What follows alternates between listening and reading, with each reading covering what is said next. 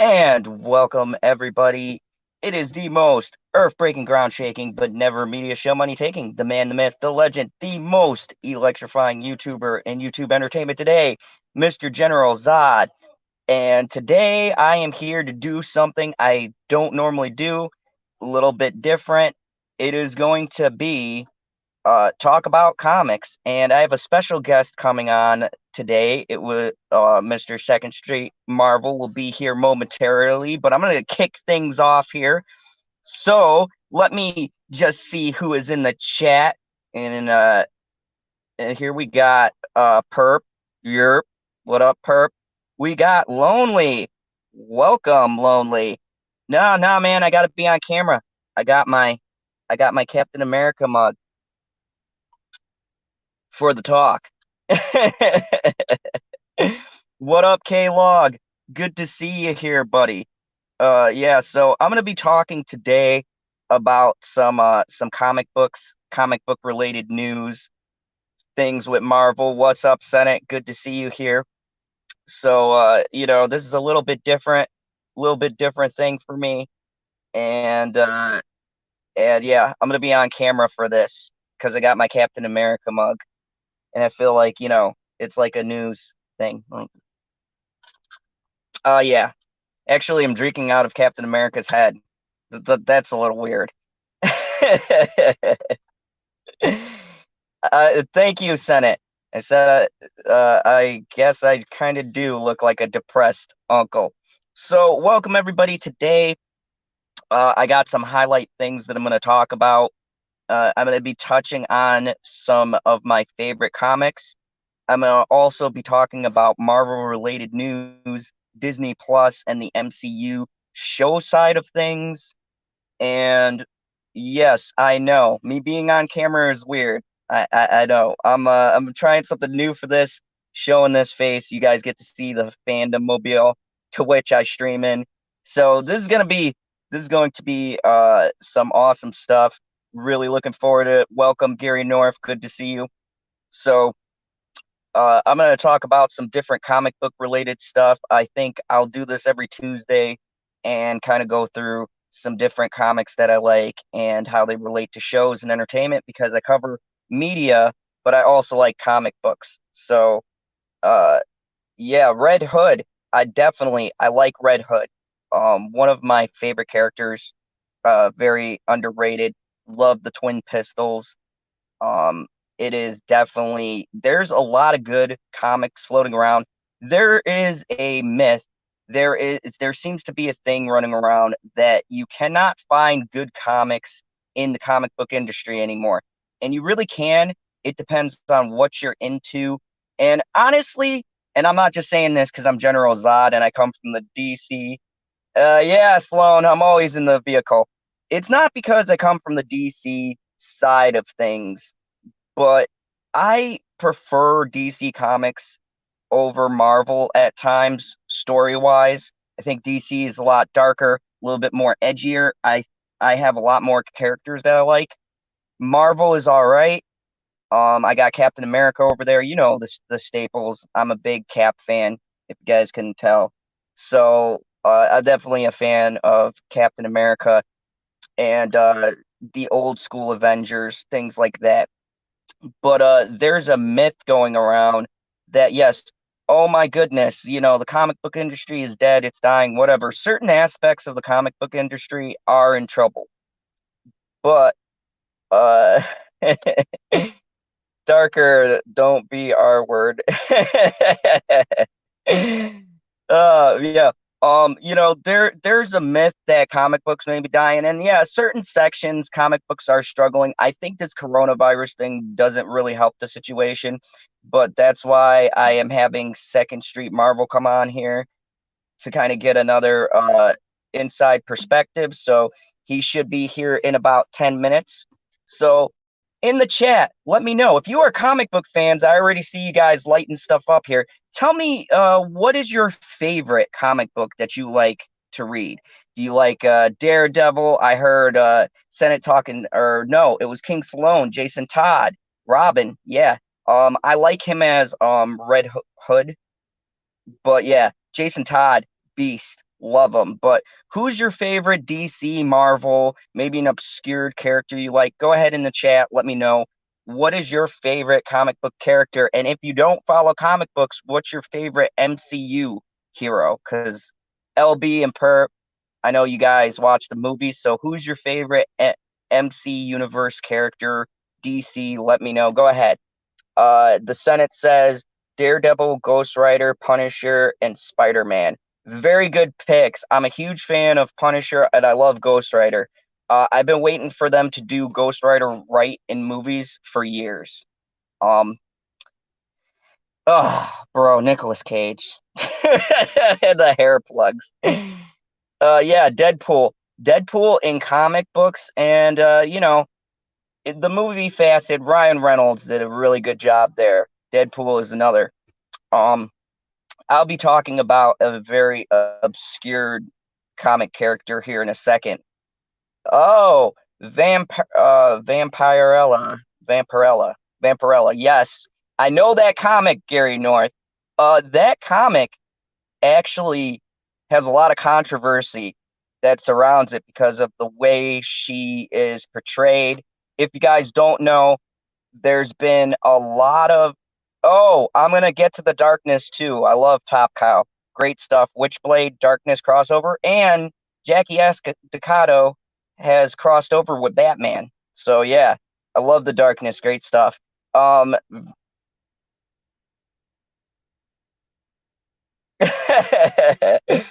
let's see what my fave comic is Get Off the Camera, Zod issue number 1.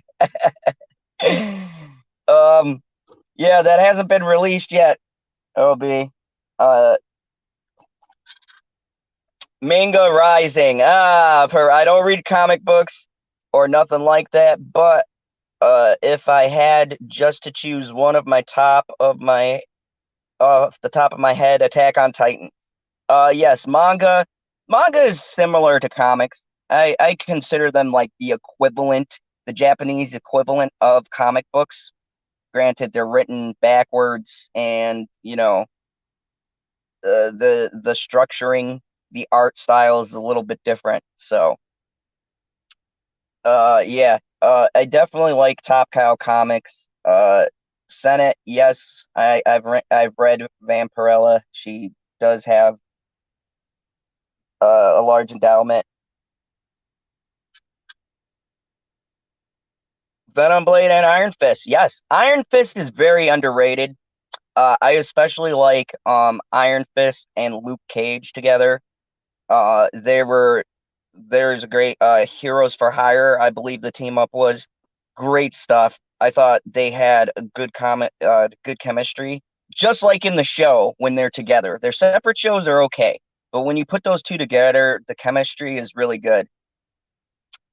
Yes, Death Note. I agree, Wookie. Uh, Ada, Alita Battle Angel. Yes, that was I like that too. So yeah, those are pretty good ones. But yeah, so I'm gonna get started with some of the stuff. I'm gonna get into a little bit of a history thing before Second Street jumps on here. One of my favorite comics growing up. I had a couple. X-Men was one, but another big comic that I loved was Spawn. I have the very first issue of Spawn, issue number 1. Spawn's storyline, I don't know, something about the story grabbed me. Todd McFarlane is one of my favorite comic book artists out there.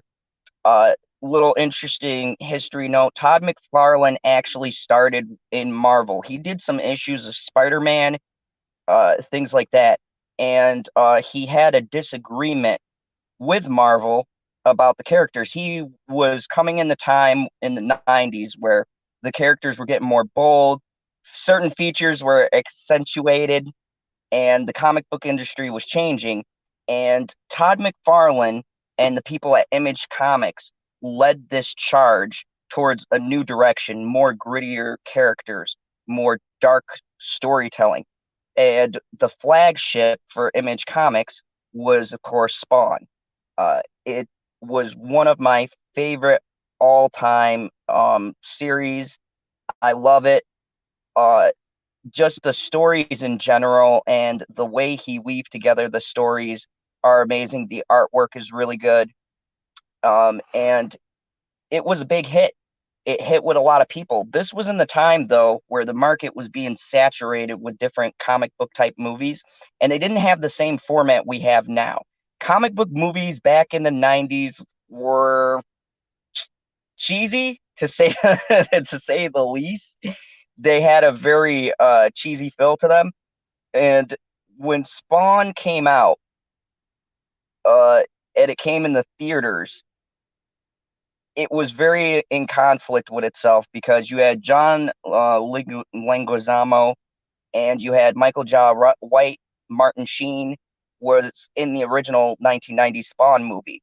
And it was an interesting movie because it was two very competing tones. Todd McFarlane wanted to do probably the equivalent of a Joker with Spawn. He was licensed with New Line Cinema. New Line Cinema wanted to jump on the hype train. You had SpiderMan that came out, X-Men, things like that. Dark and moody was not exactly in at that time. So they changed a lot of things, and it really hurt the movie, I think, tremendously. So why I bring this up is because Spawn is getting a reboot. Todd McFarlane has had this project in mind for years. It's been in a production hell for quite some time, and he's never had the right moment to release Spawn back into the world. And finally, there's been an update about a reboot coming, and he's attached on to this project Jamie Foxx and Jeremy Renner, which is really interesting. They're going to do an R-rated take on the Spawn comics. I believe Jeremy Renner is supposed to play Twitch, and Jamie Foxx, I don't think he's playing Burke, but I think he's playing like a added character in there. Um, or no, or did they say Spawn? Or was he? No, he's playing Spawn. I forgot who's playing Burke. But yeah, Jamie Foxx is set to play Spawn, and Jeremy Renner is going to play Detective Twitch, and it is going to be done like a horror kind of movie where Spawn is used kind of like a Michael Myers type thing. He's killing all of these bad guys, drug dealers, things like that, and they have to investigate the murders in these alleys. Now, I think this is great news. This is what Todd McFarlane wanted, and he said after the popularity of the Joker, it really helped pull this out of development hell because Todd McFarlane had a show on HBO, the Spawn animated series. If you haven't seen it, I'm gonna have a review on it, but it is one of the best animated Americanized animated shows that I think I've seen. Beside, it's like up there with X-Men, 90s X-Men. It's that kind of drawing style. And it was the stories Siebert's telling was so ahead of its time, and they canceled it at the third season because at that time, dark and edgy wasn't a thing. So if you get a chance, go back through and watch these. But what do you guys think about them doing a R-rated Spawn, a Spawn using Spawn kind of like a serial killer kind of thing, the creature in the dark? I think that is just a brilliant idea. I think that's how Spawn should have originally been used. So, yeah, Wookie, I agree. The CG is much better. If you look at the 90s movie, for what they had, first of all, Michael Jai White was really good in the role. I liked him even before Spawn. So when I heard he was casted, it was a great cast. John Leguizamo, he's a hit or miss for me, but I think he really did do clown very good because he was very over the top in his performance, and that character is over the top, crude. I think that the PG-13 rating really held back the movie. That was a case where the rating really hurt what the film could have been. So And I mean, the comic books in general, they are very, very brutally violent. So I mean, it was a weird choice for them to go in that direction. I remember that Todd McFarlane had a disagreement with New Line Cinema about the direction. So yeah, the effects were ridiculous, Wookie. There were some really bad. I mean, this is like really bad CGI. Like y'all know about 90s CGI. It was terrible. Yeah, yeah, thank you. Thank you, LB. I definitely agree. The um the 90s the 90s for that time, I think that the movie did really well with what it had.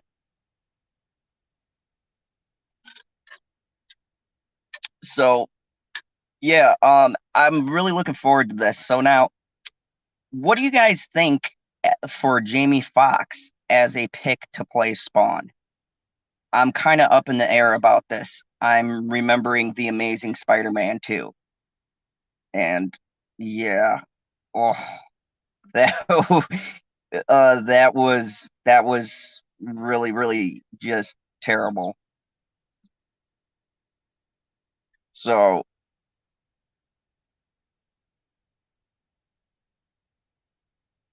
so you got more Star Wars comics, King Sloan, than DC. Interesting. But yeah, I mean, Jamie Foxx is an interesting actor. He's really good. Yeah, Jamie Foxx is doing it. It's confirmed. They were supposed to have an Oscar writer writing the script, but him and Todd McFarlane had creative differences because he's got a lot more control in this movie than he did in the 90s.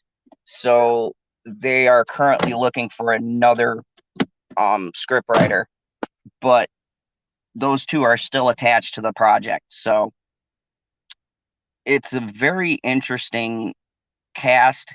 It's a very interesting idea. And Todd McFarlane came out and said that he has a certain idea in his mind.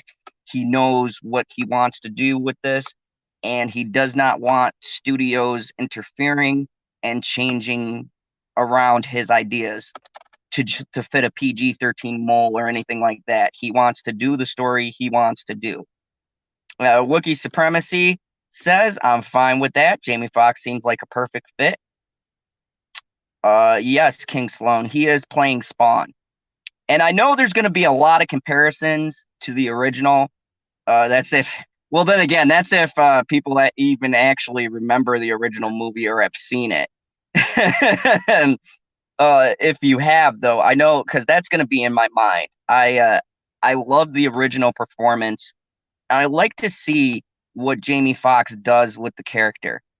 Um, what do you guys think of Jeremy Renner being in there as well? That's a very interesting choice. Um, I I was really, really conflicted about that because Twitch is a big part of the comic books. Um, and he's got a certain look that Jeremy does not have. He's older. He's got like a blonde mustache. So yeah, Wookiee Supremacy. He is playing Twitch. Oh no, no, Lonely, you did not bully me. I do not feel hurt. My feelings are intact. Yeah, he's playing the cop, Wookie. Twitch, if you guys don't know, from the Spawn comics, is a very intelligent cop. It's Sam and Twitch. Sam is the heavy set one. He is crude, kind of overweight, heavy set kind of a guy, but he gets stuff done. And I would say he's the force where Twitch is the brains behind the two of them. He's very smart. He puts things together. In one of the issues, he actually gets shot in the eye because he figures out that the police chief was connected to Jason Wynn and subverting evidence from a case. So, and the man is here, Second Street Marvel. Welcome. What's up? It's good to have you on my brand new segment, Comic Talks. Welcome. Thanks for having me, man. Thank you. Sorry I'm late. Had to get the kids out of the house, make them go out and play a little bit while I was out just kind of warming up. Gonna go for a nice little bike ride here in a little while. That sounds awesome, man. I'm telling you, it's like 70 here.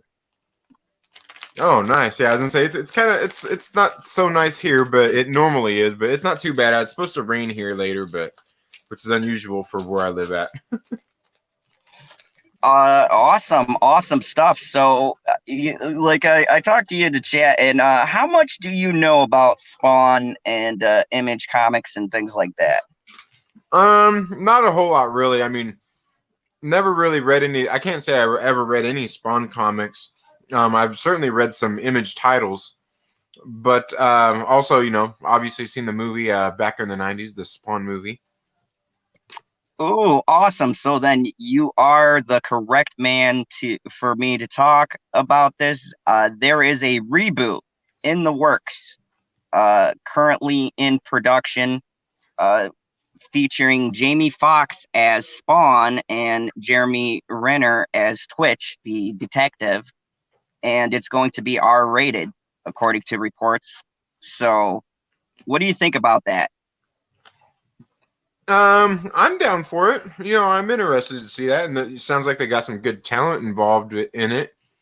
I think it to me, it's kind of one of those things though that comes down to everybody's whether it's good or whether it's not. Especially if it's bad, people are gonna be like, "Why'd they even do this? Who asked for this?" and all this kinds of stuff. And you got to try different things, but at the same time, I kind of feel like Spawn is also one of those kind of characters.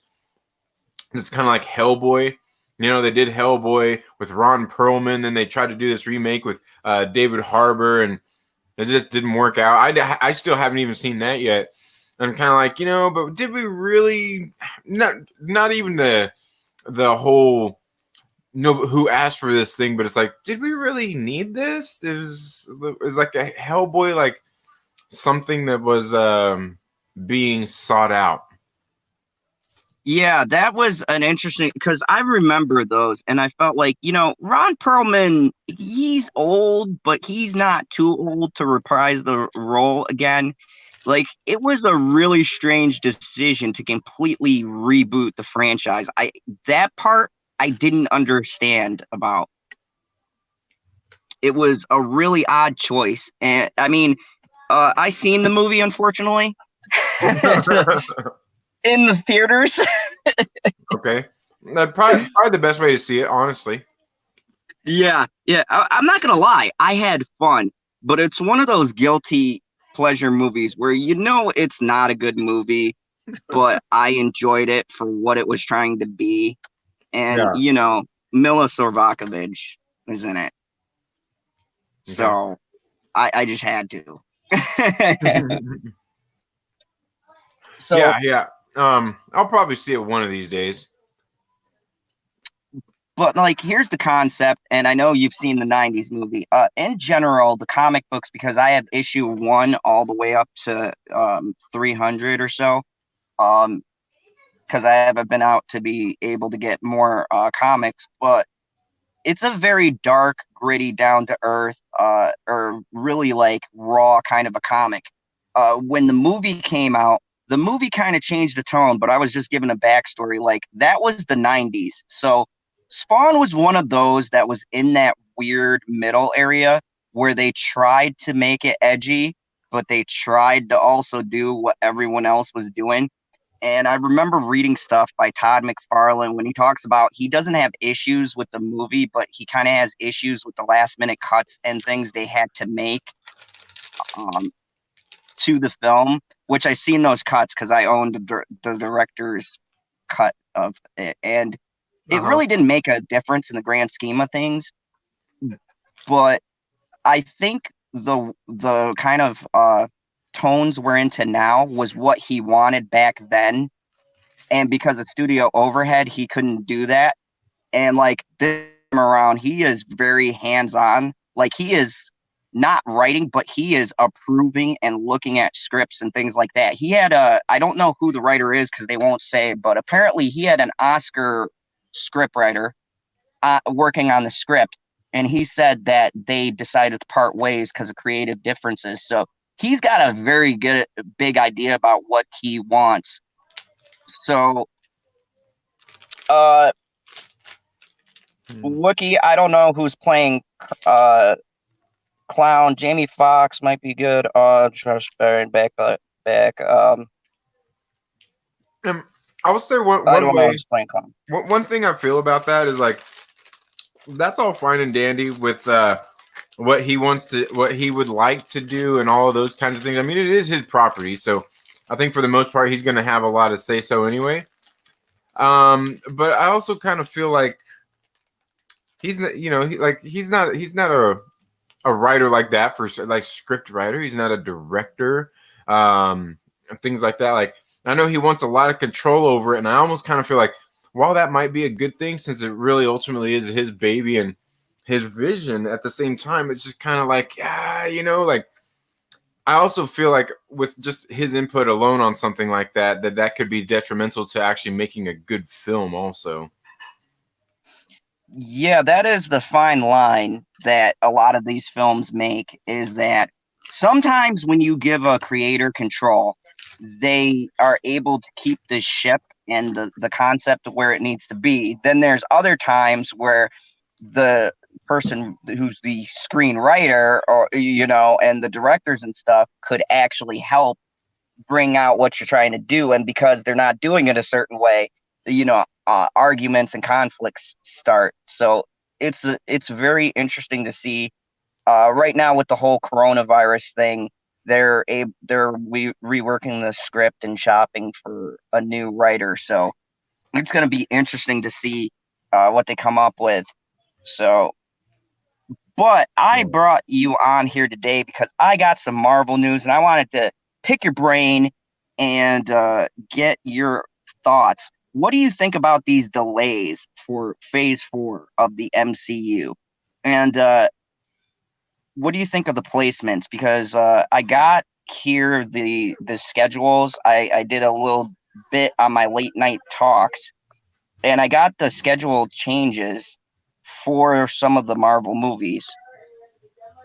And have you had a chance to go over the dates and when they switched them around?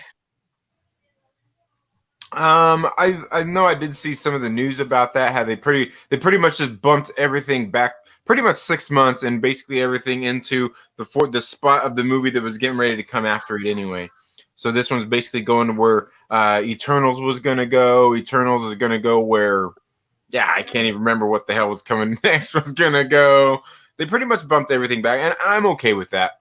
I'm definitely not one of the people that is like, oh, put these on streaming. I want to see Black Widow now. Like, no, like I don't like. I'm okay with seeing it on streaming, but like I want to see it first time on a big screen. I'm a theater guy. I like seeing things at the theater, and this is one of those ones I want to see at the theater. Most of these movies, like honestly, I'm willing to bet when when Falcon and Winter Soldier comes out, I'm willing to bet that's one of those ones I'd probably be sitting there like, I might be willing to see that on the big screen if they did something like that. Yeah, it's really interesting, the discussion and the talk around this. What up, Stevie J Reviews? Good to see you.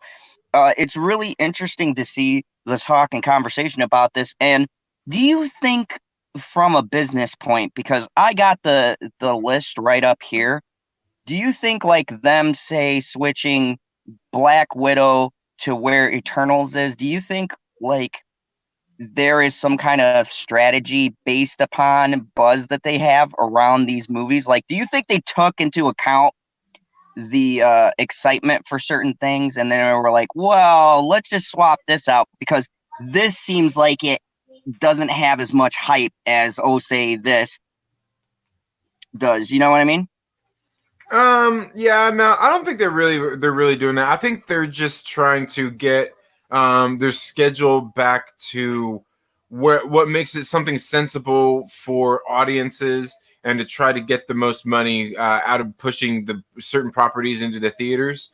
I I think that's really the real strategy, because like for me, the whole thing, like releasing any of these movies on streaming, is to shoot themselves in the foot with these movies, the kind of budgets that they have for them, to just put them straight to streaming. And then I don't think there's really any other strategy to it than just to, I mean, bump things back so you can make it all fit.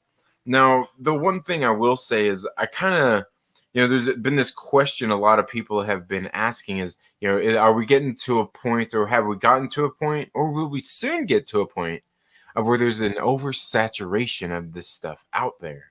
And I think that's the thing that's going to be more important, because I almost feel like they're saying that like the production of the Disney Plus TV shows, that they've been producing them faster than they thought they would. Basically because they've had these people that are doing all this work that have been doing the work. So it's kind of happening, just all coming together faster.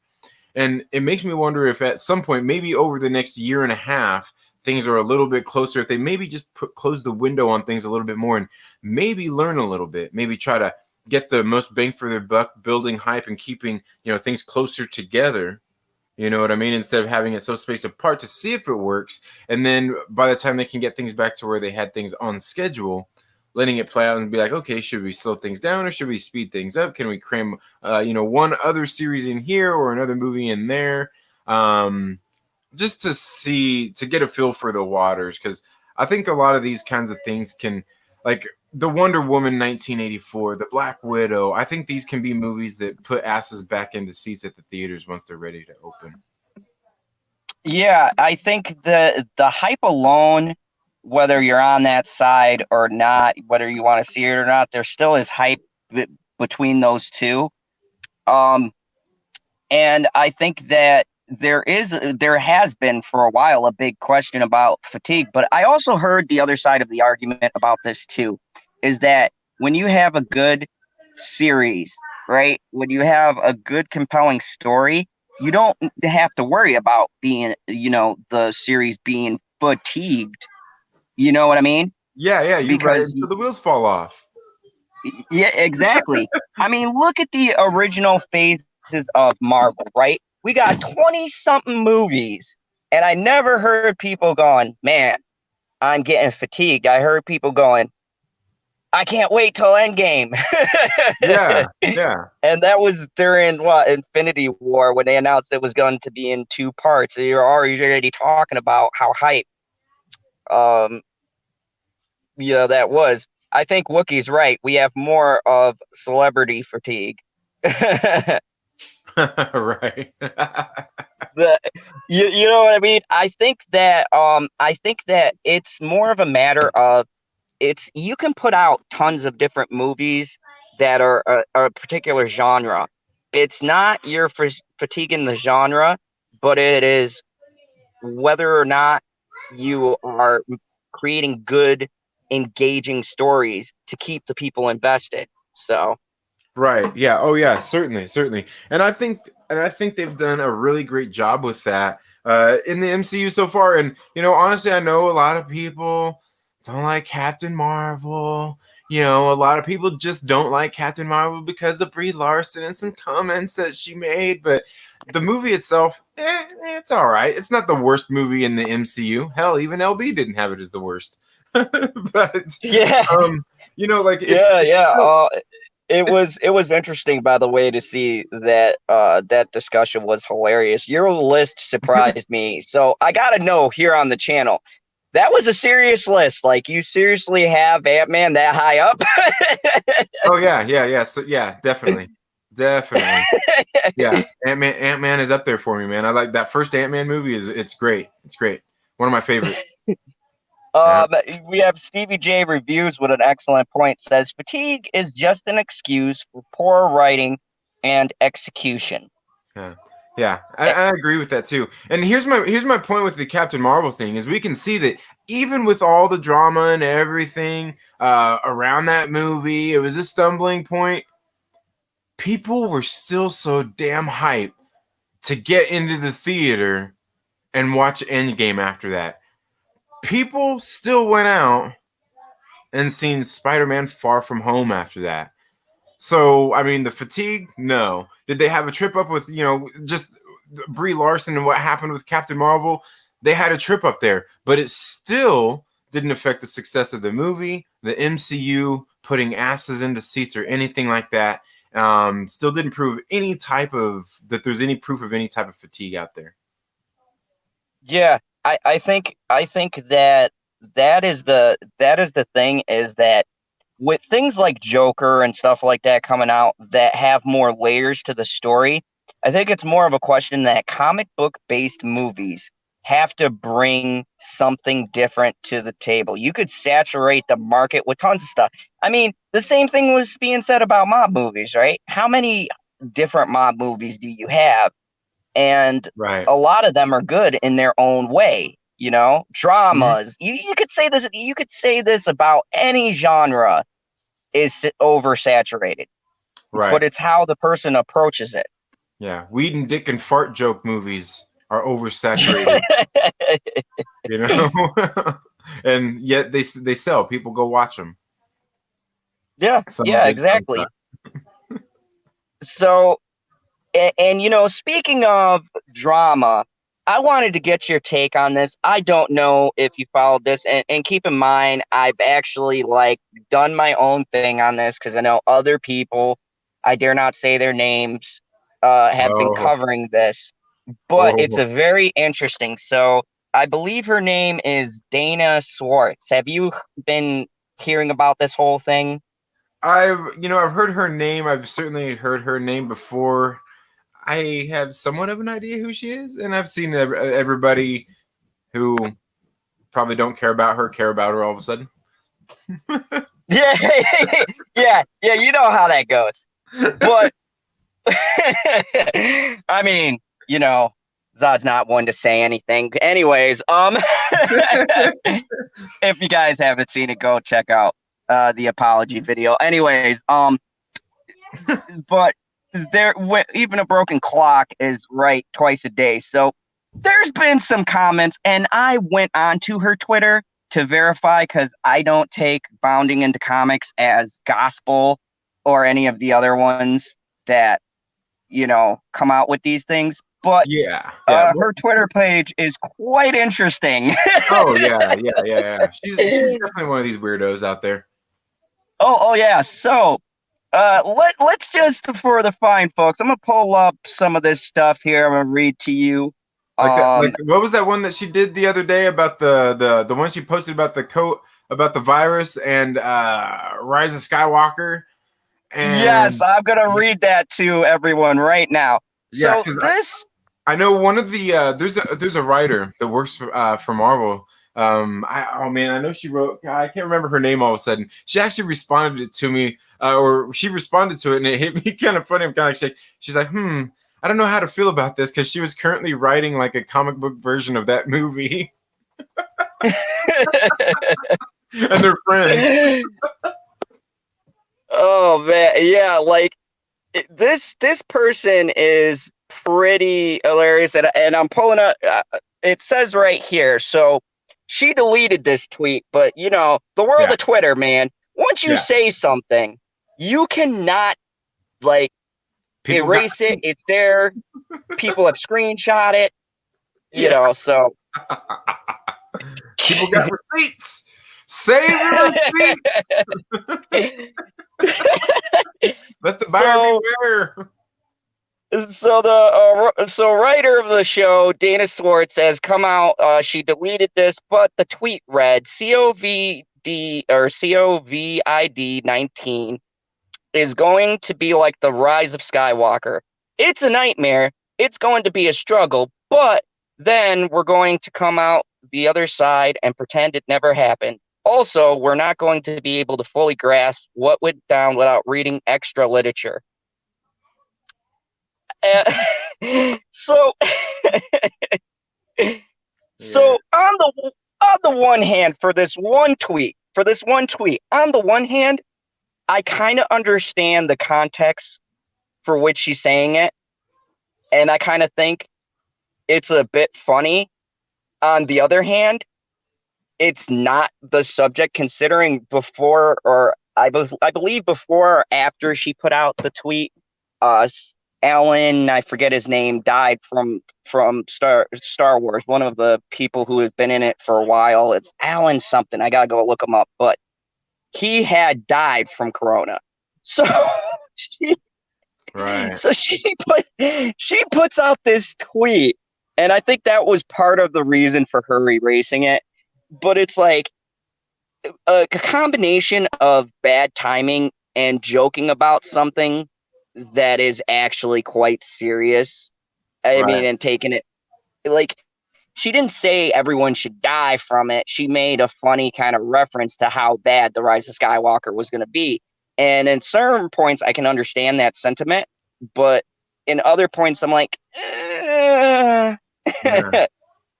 Imagine, imagine if, imagine if somebody who had political views opposite of hers made that same exact statement. How would she feel about it? oh man, you know what would happen. You already know You know what I mean? there would be that side would be coming out being like, "Oh my God, this is such and such thing to say," and Oh yeah, they're perpetuating hate.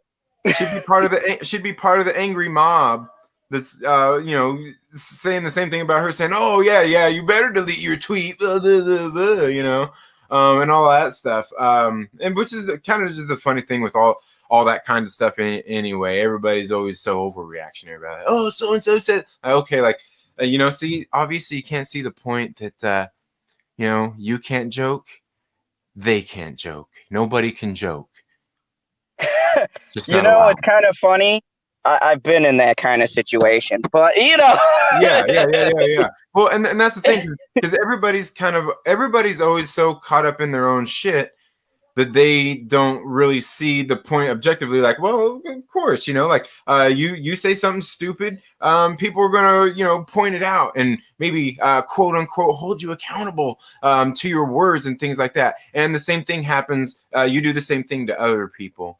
And people just take all that stuff too seriously. I get it. People have their friends and people they side with and things like that. Like we all get that. Everybody wants to rush to their friend's defense and things like that. But just the point that the fact that so many people are oblivious to it, that they do that as much as they're the person that they don't like saying something else does. They all react the same, and then they all react the same to the reaction of the other person. It's like, oh God, man, like, oh, can you see yourselves? Can you hear yourselves?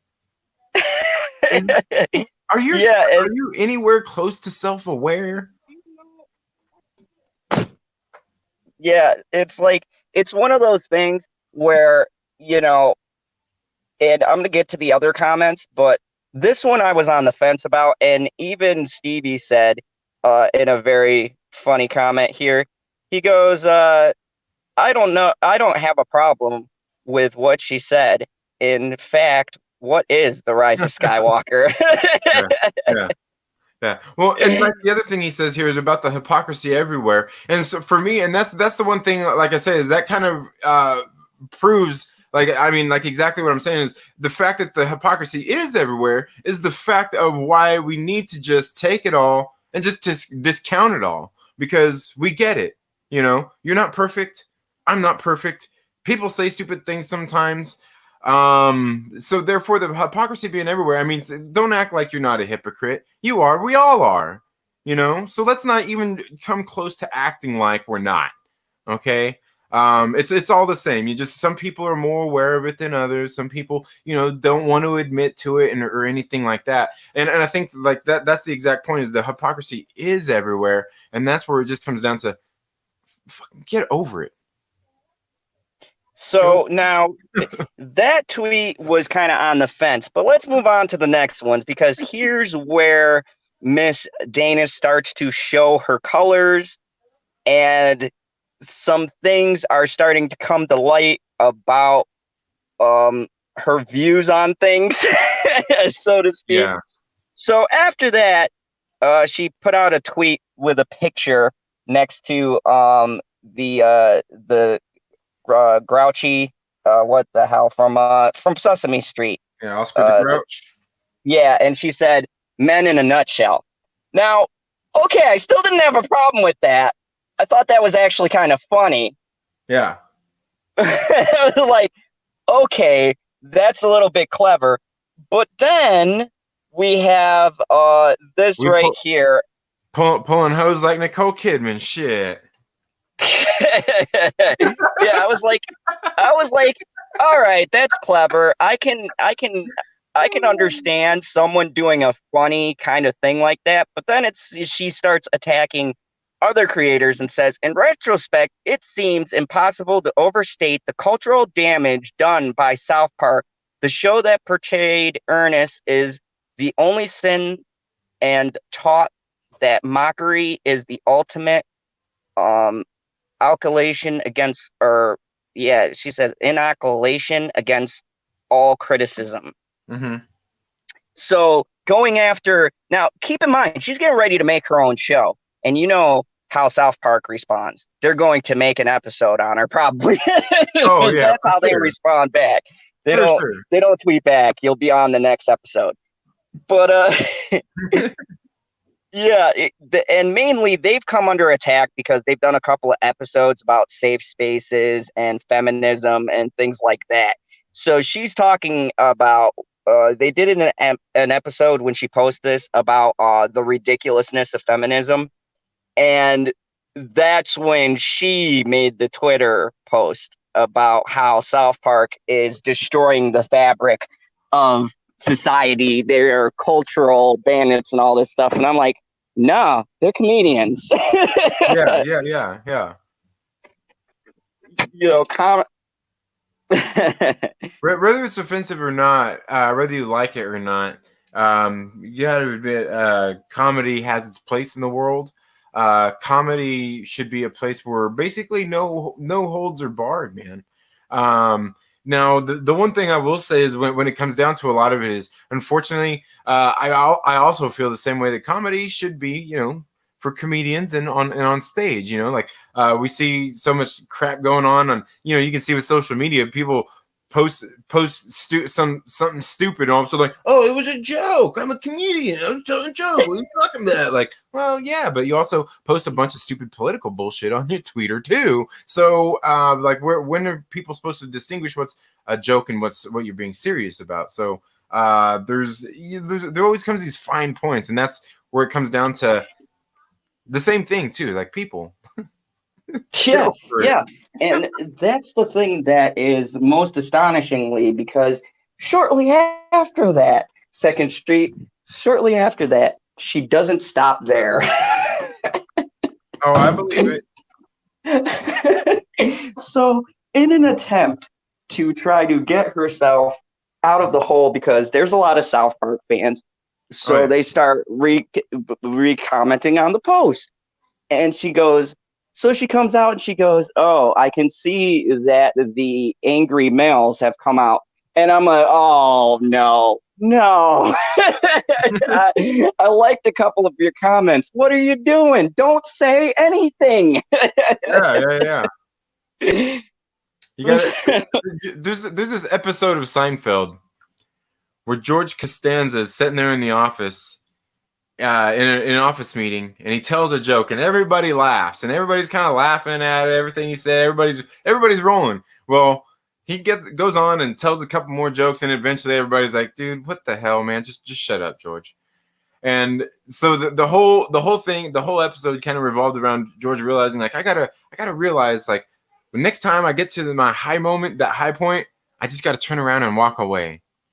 So in the next time he's in the boardroom, everybody's sitting around, and because he put it into play, he went and he told his one funny joke, everybody started laughing, and he just turned around and left and walked out of the building, out of the meeting, and that was it. He just let it be. And sometimes that's what you got to do. Yeah, and that's the thing.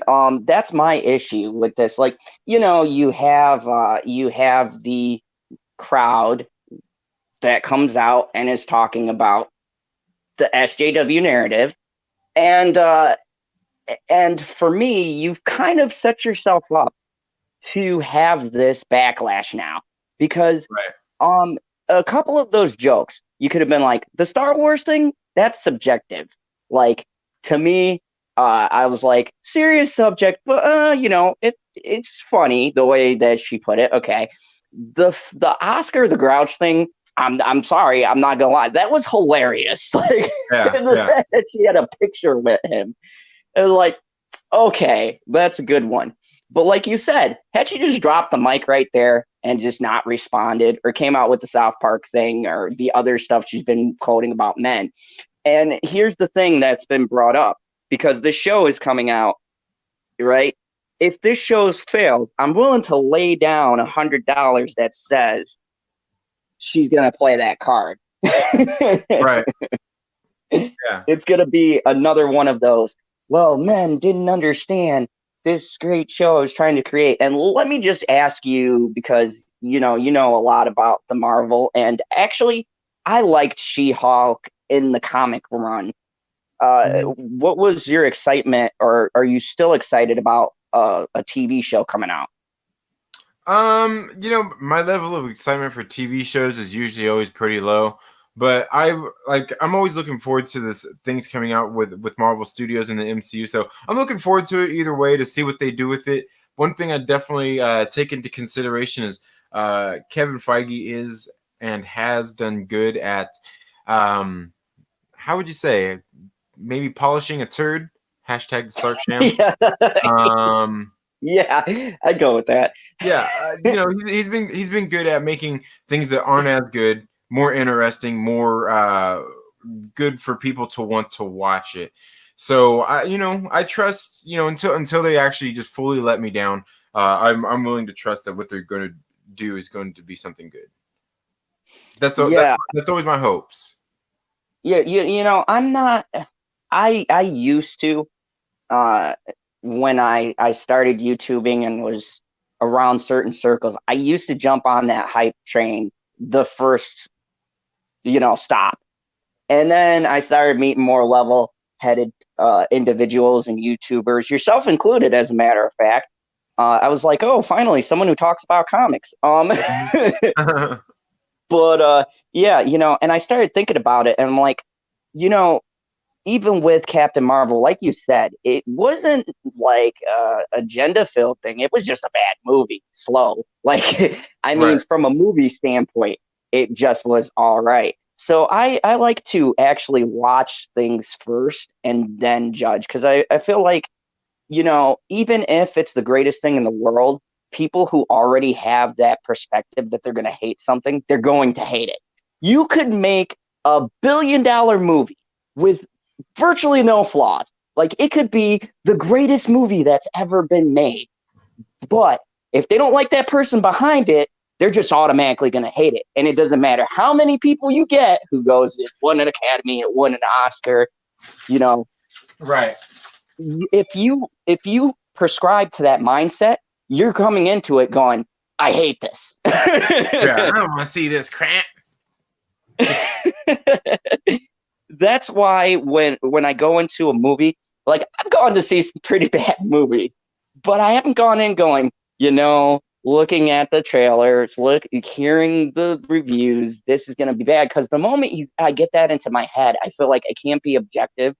Like I went to see Bloodshot. I'm a fan of that comic, and that movie is not good. But I mean, it's not good. But Okay. for me personally, I didn't go in going, "Oh my God, Vin Diesel, he's a one note," whatever. I just went in going, "I'm gonna see what I could pull out of this." Right. Right. and, and to be honest with you, I wind up liking some aspects where I said, it's by no stretch a good movie, but I had fun with it. Maybe you will if you don't take it serious, kind of a deal. Right. And I think that's something kind of, like I always try to look at too is like it's just things like that. Like even some bad movies have good things that you can take out of them. Like even X-Men, Dark Phoenix. Oh, my bad. I mean, Dark Phoenix. Even it Oh has God. some redeeming qualities, but for the most part, it's just a train wreck. Yeah, like I've had time to think about it. LB's here in the chat when he knows my thoughts on that movie. I actually I made a video afterward called F Sophie Turner.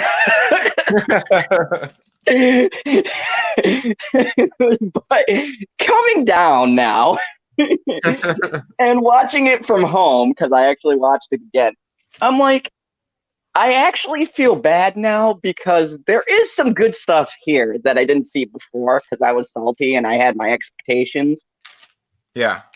And I'm like, the problem with this film is not that it's so horrendously bad. It's that it had so much stuff that could have been good and just wasn't capitalized on whatsoever. Right. Like, they misused every role. Oh yeah, totally. I mean, Jessica Chastain, really?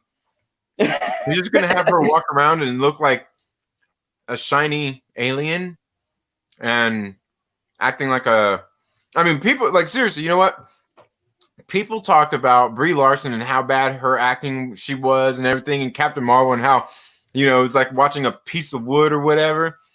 Dude, Jessica Chastain in Dark Phoenix. Come on. That is a complete waste of talent and money in that movie. She is a phenomenal actress. Oh, yeah. Yeah, without a doubt. She is a really good actress. And yeah, I wasn't thinking about it at the time because I was thinking about taking out Sophie Turner disclaimer. So I wasn't thinking about her performance at the time. But yeah, just looking at it now, like, dude, she had the same one look the whole entire movie.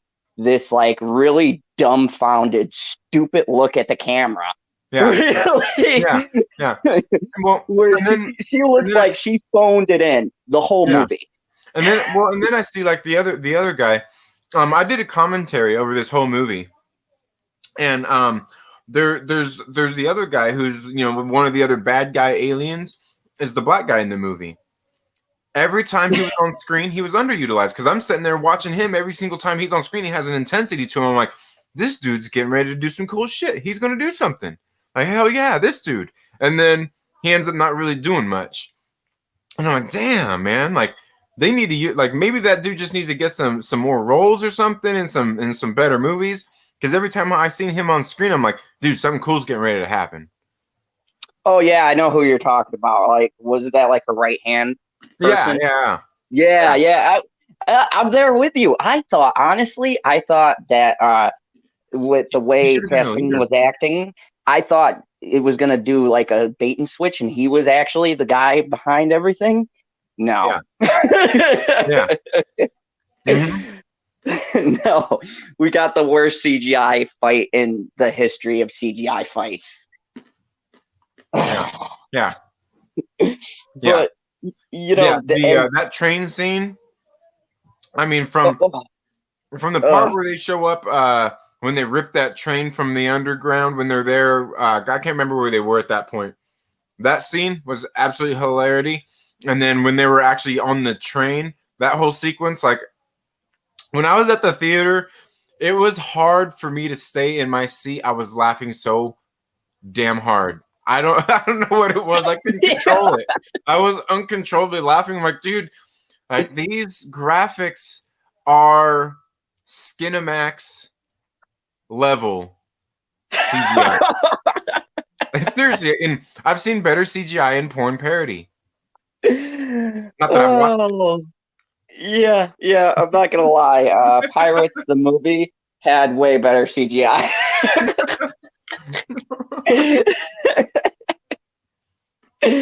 But see, and that swings me back to the whole point of this talk is that the comic book, I feel like the comic book industry and comic book movies in general, I don't think it's a matter of oversaturating markets. I think that word gets tossed around a lot, like Stevie said, when they don't have any good writing ideas, right? And they want to say, well, my movie failed because the market's oversaturated with content. Yes, I mean, you could release things a little bit, like what they were doing with the Marvel movies, one after the other. But if you stagger the release dates, then you fix that problem. That isn't the issue. The issue is the content that's coming out. And here's the thing, too. I argue with PB about this. I'm just saying, source material has great content. Yeah, yeah, you, there's great stories in there. definitely. Oh yeah, totally, totally. Mm-hmm. you know, there's a thing, and like I understand one point, right? If you, like, say you or me know comic arcs, right? And we see a movie that's covering a particular arc. It's always been said, well, source material, people want to do an adaptation from like straight to movie. I'm like, no, I'm not saying that. I'm saying if they're going to handle an arc, I would appreciate if there's certain things in it that don't change the story they claim that they're telling. And if they do, that it makes sense. You know what I mean? Yeah. To the narrative trying to tell. Like Civil War, for instance, that is nothing like the comic book Civil War whatsoever. Oh yeah, yeah, yeah, yeah. Totally. Like at all. But I was fine with it because of the structure they had already put in place Right. leading up to that. So that doesn't bother me. But I feel like sometimes when people are writing these movies and stuff, they take just the idea, but then they have their own brilliant idea because they're a Hollywood actor or they're a Hollywood writer and people don't know what they're talking about. So, and they market it as one thing and then they put something else out. Have you seen that kind of stuff done, or you know what I mean? Like you could see the idea as a comic reader and go, wait, that's completely wrong. Well, I mean, I think I mean, a lot of there's a lot that could really be said about that because they do. I mean, because they change up so much from the comic books to the movies. So, I mean, I think there comes to a point where respecting the source material is something they got to do, but to what point exactly is the question? I think if you get the character and you can capture the essence of the character, that's really the most important part. Would we like to see the stories from the comic books come to life on the big screen? Hell yeah. Because people who have read the comics, would actually get to see that. People who don't read the comics would get to experience that for the first time and in a different way than it happened in the comics. And at the same time, I see it okay for them to tell new stories that may not be in the comics as well. But at the same time, you still got to hold true to the essence of the character who's in the story. So you're And more of a, it's cool to change that, but like keep the essence of the character. And I can get behind that. Like it depends. It depends on what kind of changes you want to make to the character. If you want to just do the whole like the tokenizing characters and all that stuff, no, just keep the character who it is. If you need in the name of like representation and all that stuff, there's plenty of characters out there in these universes to fit that need. yeah, don't pull a character just for the sake of representation. And Dean Jacobs, welcome. I don't think I've seen you before. Maybe I have, but if I have, welcome back. If I haven't, welcome. So yeah, that's my thing with it too, is that sometimes if it's one of my favorite stories, I'd like them to keep kind of close to it, Right. but at the same time it's a big conflict because if I have read something, I would like there to be a few different changes to it, to kind of make it fresh, so I'm not basically seeing the same thing I've already read. I mean, that's just boring. Right. But my other problem is too using comic book storylines to make a political message, and you just pick it because it fits a particular message you want to put out there. Yeah. Well, and at the same time, kind of like you're saying, like with, you like the same thing, the same argument by like I would like to see something new, but I would also like to see some things adapted exactly as they were in the comic books. Like case in point, I could tell you like the one that I've talked a lot about on my channel and flap my guns nonstop about is the Black Widow No Restraints play. Ooh. I would love to see that movie made into a movie exactly like it is in the comic book, because she's basically it's basically a revenge film where she's going to Madripoor to kill a bunch of basically a bunch of rapists, child molesters, and human traffickers. And who doesn't want to see that, right? And see, I would love to see that storyline, but I know Disney would never do that. Yeah, no, no. Not unless they do like a Hulu Yeah, special movie. Yeah, I would like you talk about I remember that story arc. I would love to see that, but unless the mouse could be like, hey, we're promoting family values by taking these people out. oh yeah. Oh, totally. There's a total justification for it. Yeah. But man, I could just imagine. Oh my goodness. Onward got backlash. Could you imagine the backlash for that? Yeah, right. Oh my, that would probably, you'd have everyone going, oh no, Disney has crossed the line. Right. when really it's something that should be relatable for everybody. Everybody should understand that and get that. And yeah, and that's the thing. There's so many of these good ones you could do. I've also wanted to see them actually do the actual Civil War arc. Like, Yeah. I'd actually like to see, because the real Civil War story, they just like touched on a few points of it, but it was so deep, and like how heroes were literally split apart. Like teams like the Fantastic Four were the Fantastic Two. Mm-hmm. Yeah. Like, and I think that that's a cool issue. And they could even, if they wanted to, sneak their political Easter eggs in there, because it's a story that lends way to that, like the differences between what is right, what is wrong, fighting for what is right. Right. And I was still capping them all day.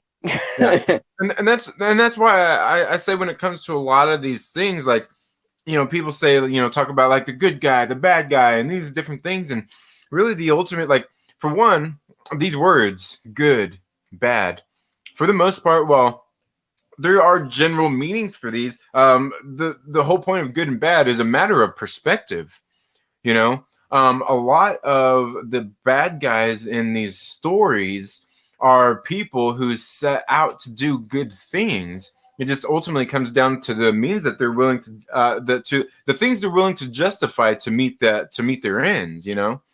And that's ultimately what distinguishes good from bad. The bad guys are willing to go just a little bit more and be a little more extreme to get what they want, or maybe they just don't see how they're jaded in what they're trying to do. And I think that's the big thing when it comes down to like civil wars. When you got all these good guys that are trying to fight and decide who's wrong and who's right, when they are all ultimately good guys, but the fight is ultimately coming down to the slightest disagreement of a more, like their own whatever little moral it is that they have intact. Like, I believe in this, you believe in that. And, then they start fighting over that, when it's like, okay, like, you guys are all good guys here. And really, when it comes down to pretty much everything in life, it always comes down to compromise. And you guys are just totally willing to not compromise here, to find a compromise. Nobody wants to back down. Somebody has to be right. Isn't that pretty sounding familiar to what we get going on every day? Yeah, totally. And that's the thing. Yeah, exactly. And I think that is a story worth telling. And I mean, look at, why was the Joker so successful? it was successful because it told that story where you knew that that person wasn't a good guy. He had something up with him. You know, Arthur Fleck had something wrong with him clearly, but you understood where he was coming from based upon everything that was happening. Right, right. Till you get to that buildup. And I think those make the most compelling stories. Hey, Dark Gift Comics presents. Good to have you. Thank you for popping in. You know, the other I can't remember who made the comment earlier. I think it might have been Wookie. Correct. That he liked Top Cow's The Darkness. That's one of my favorite. Like I have the compendium with every comic in it. Yeah, and I love that character because Jackie Estacado is the main character, and when he turns 21, he inherits this power called the Darkness, where in Dark he's kind of like Spawn in a way. He like Mhm. gets this suit and it does different things, and he is a hitman for the mob. And after he gets this ability, he's betrayed by one of the mobsters, and through his journey, he actually tries to redeem himself through this story arc. But leading all the way up to where we're at now, he's a hitman for the mob. He like killed people with no qualms whatsoever. Right. And you know, it's stories like that that make make for very interesting movies and tales because that stuff people can relate to. Yeah. Like, how can this guy be a brutal murderer and violently kill people and not be a piece of shit? Like, how Yeah, can he and have everything. morals? What?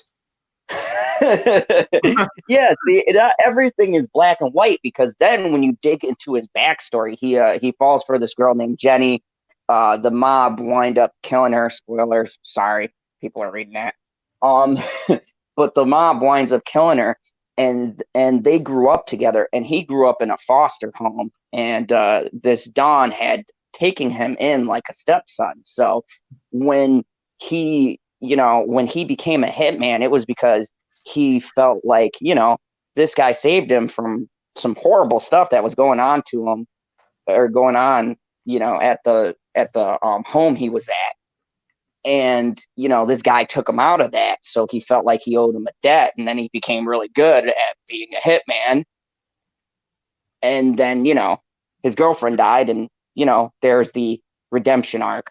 But it's kind of funny though, on his way to redemption, he still kills people. Like he brutally kills people. Like he is not Batman. He will shoot someone in the head and walk away. Like he does not. And it's funny too because he had a crossover with Batman, which was hilarious. Okay. So like where Batman was like, well, you know how Batman is. He's like, you can't cross the line. Right. And Jackie's like, I don't understand you. If you just shoot these guys, then you wouldn't have to deal with this problem anymore. Like, Right. it's like, It's okay to flush the toilet on a turd. yeah, I mean, it was a great series, and like I said, there's a lot of good stories like that I think resonate, and I think that within them too, people can find stuff in them, and that's the hallmarks of good storytelling. So, Right. yeah, I wanted to keep this to about an hour segment. So, I'm gonna start wrapping it up. But yeah, in the chat, I hear them going crazy. A lot of people like The Darkness, apparently. Yeah, I was gonna say. So this is the darkness that turned into a video game, right? Yep. Okay. I remember that game, and the reason I really even heard of the game was because Mike Patton from Faith No More actually did the video game. I believe he was the voice of the darkness, and he did a lot of like the sound effects and shit on that game. Oh, it's one of my favorites. I still got the original, and I got number two. Not as good as one, but not as bad as most people uh said. I thought I liked it. I mean, just the mechanics and the graphics kind of changed up a little bit. Uh-huh. but I still like the story. And that's when I play certain games, depending on what it is, I'm a story driven player. So I love the story behind it because it follows closely to the comic books. Nice. So Well, that's yeah, good. I mean, it's awesome. It's fantastic if you ever get a chance, man. It's easy to beat. I think I beat the first one in like 3 hours. The hard mode took me a little bit longer, but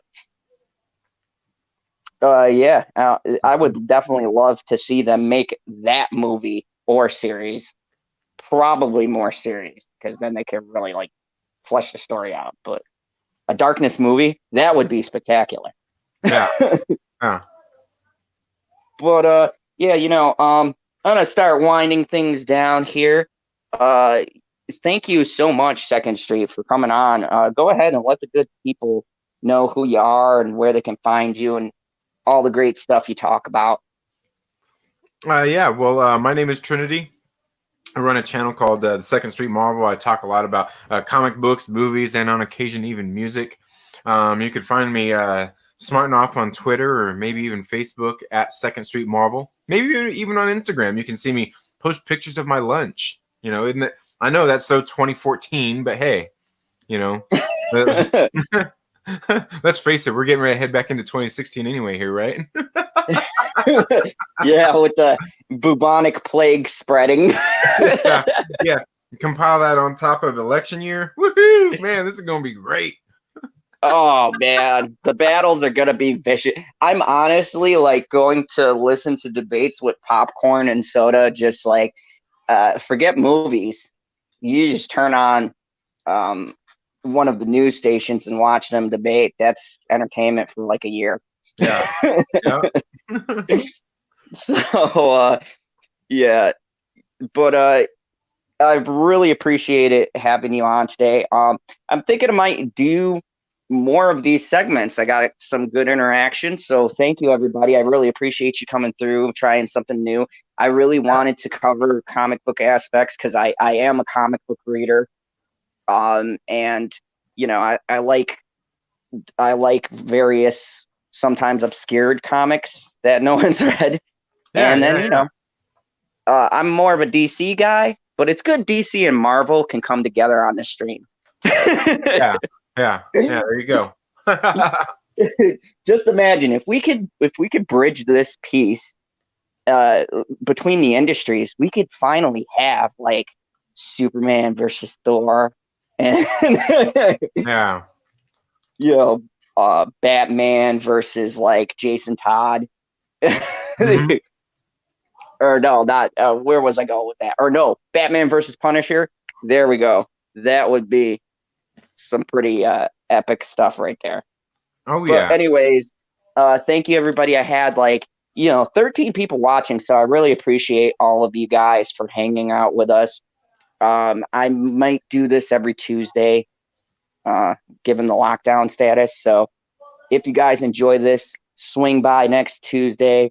And as always, remember the only rule here: kneel before General Zod.